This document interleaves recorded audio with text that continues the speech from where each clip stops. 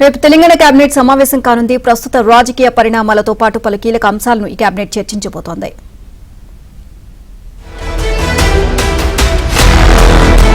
పథకాల అమలును మరింత వేగంగా చేయడం, ప్రజా సమస్యల పరిష్కారం కోసం మరిన్ని చర్యలు తీసుకోవడంపై కేబినెట్ సమావేశంలో కీలక నిర్ణయాలు తీసుకోనున్నారు. రాజీవ్ యువ వికాసం, వానాకాలం పంట సాగు, ప్రభుత్వ ఉద్యోగుల సమస్యలు, ఇందిరమ్మ ఇళ్లు, భూభారతిపై చర్చించనున్నారు. కాళేశ్వరం ప్రాజెక్టులో అవకతవకలపై విజిలెన్స్, ఎన్డీఎస్ఏ నివేదికలపై కేబినెట్ చర్చించనుంది. రాజీవ్ యువ వికాసం లబ్ధిదారులకు జూన్ 2న మంజూరు పత్రాలివ్వాలని భావించిన సర్కార్ చివరి నిమిషంలో వాయిదా వేసింది. ఈ పథకం కింద సిబిల్ స్కోర్తో సంబంధం లేకుండా లోన్లు మంజూరు చేయడంపై కూడా నిర్ణయం తీసుకోనున్నారు.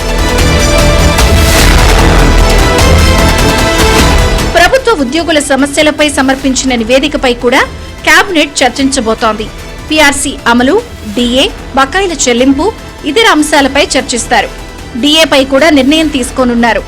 ఉద్యోగుల రిటైర్మెంట్ వయసును 61 నుంచి 62 ఏళ్లకు పెంచే ప్రతిపాదన కూడా కేబినెట్ ముందుకు రానుంది. వానాకాలం పంట సాగు కోసం రైతులకు విత్తనాలు, ఎరువుల లభ్యత, కల్తీ విత్తనాల నిరోధక చర్యలపై చర్చించనున్నారు. ఇందిరమ్మ ఇళ్ల పథకం అమలు పురోగతిపై కూడా ప్రభుత్వం చర్చించనుంది.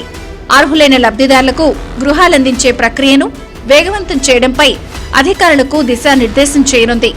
భూభారతి ప్రారంభమైన సందర్భంగా రెవెన్యూ సదస్సులు, భూ రికార్డుల సరళీకరణ, చట్టం అమలుపై కూడా మంత్రులు చర్చించనున్నారు.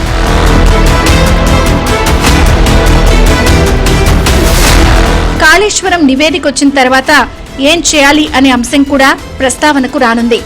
ఇరిగేషన్ అధికారులపై క్రిమినల్ చర్యలు తీసుకోవాలని విజిలెన్స్ నివేదిక సిఫారసు ఎలా ముందుకు వెళ్లాలి అనే అంశంపై సుదీర్ఘంగా చర్చించే అవకాశం ఉంది.